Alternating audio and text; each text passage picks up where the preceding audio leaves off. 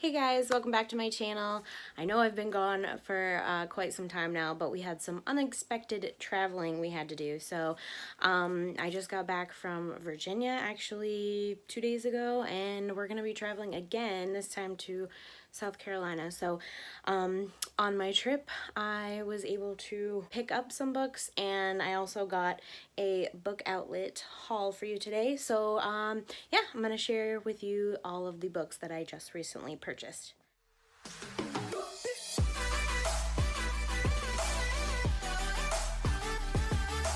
So recently I've been on a YA kick for some reason. I have no idea. I think I just need some more happy things in my life, and YA usually gives me that. I started with watching The Kissing Booth, which is one of my favorite guilty pleasure movies. It's just so cute. And I didn't even know that it was a book originally. So I actually found The Kissing Booth, and the second one, I didn't even know there was a second one called Going the Distance, both at Target for pretty cheap. So I picked these up while I was in Virginia, and yeah, I can't wait to get to these because these are definitely, this is one of my favorite little love stories. It's super cute. If you haven't seen it, I believe it's on Netflix still, and yeah, it's just really cute. So check that out, and then hopefully plan to get to these this summer.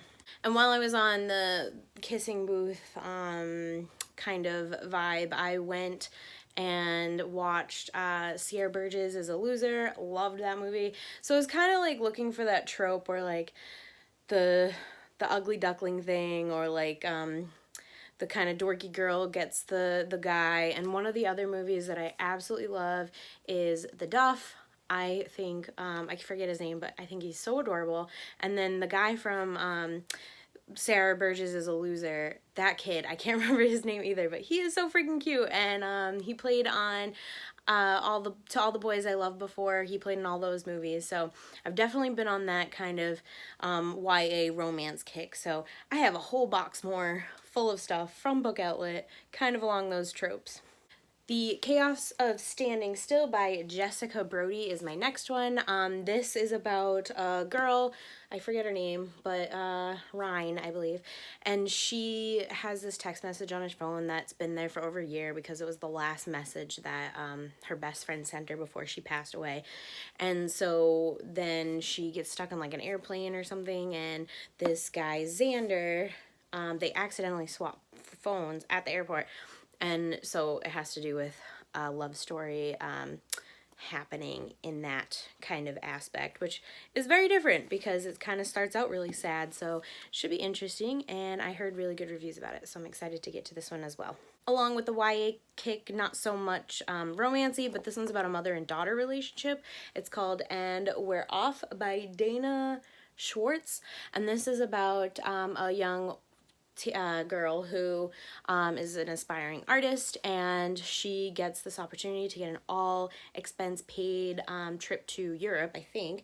And like last minute when her mom is sending her off to the airport, she's like, wait, I'm going with you. And so it kind of talks about their journey, and it's really, it sounds really cute. It's really short. I'm a mama's girl, so this is totally up my alley. So yeah, I'm looking forward to reading this one. Next is your typical YA romance. It's called Shuffle Repeat, and this is by Jen Klein, or Klein, yeah, Klein.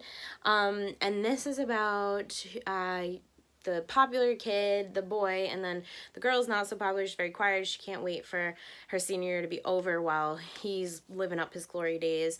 And their moms arrange it so that he has to drive her to school every morning, and it's kind of like a hate to love. So this is probably like my top choice out of that trope, so I'm excited to get to this one. I was recommended for this one by a lot of people, and it was really cheap on Book Outlet. This next one I've been hearing about all over YouTube. This was also part of Book Outlet, and that's Starry Eyes by Jen Bennett. From what I know, it's kind of like they were best friends and they're enemies, and then they might become more than friends because they're forced to go on this camping trip and they get lost in the woods together. And I absolutely love this cover. I'm really excited to put this in my summer TBR because I love camping, and I don't know if we're going to be able to get to go camping this year with the pandemic going on. So definitely excited to check this one out.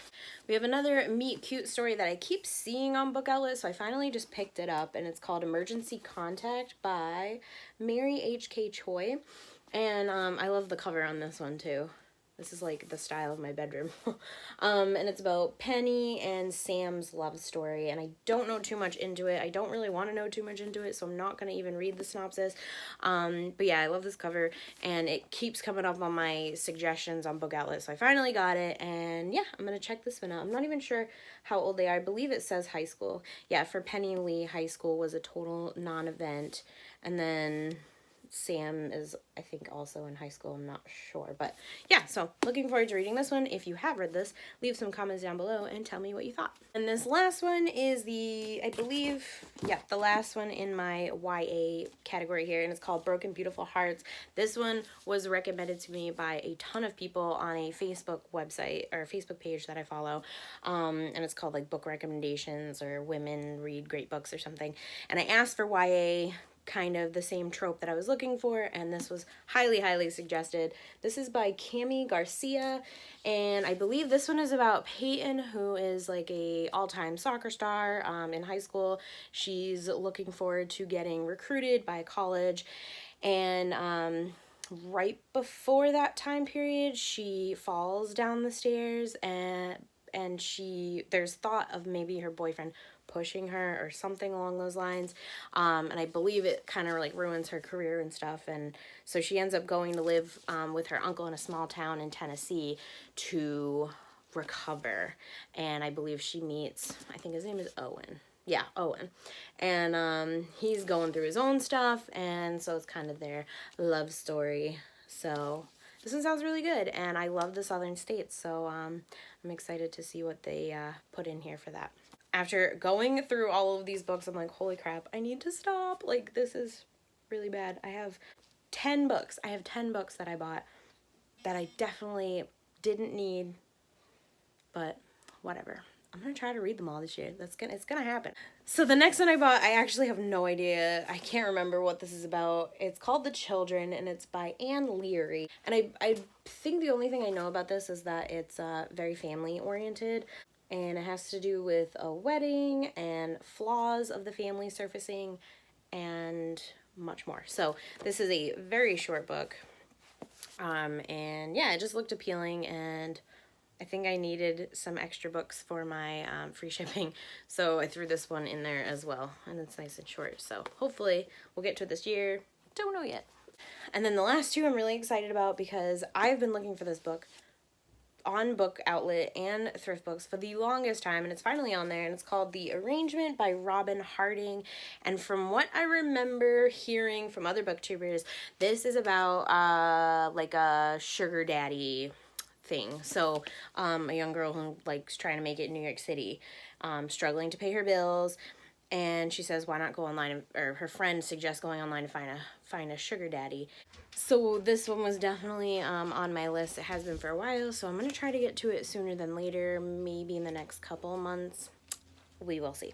And then the last one I picked up at Target as well was she's one of my favorite authors. So when I saw this, I didn't even know she had come out with another one, and that's The Last Time I Saw You by Liv Constantine.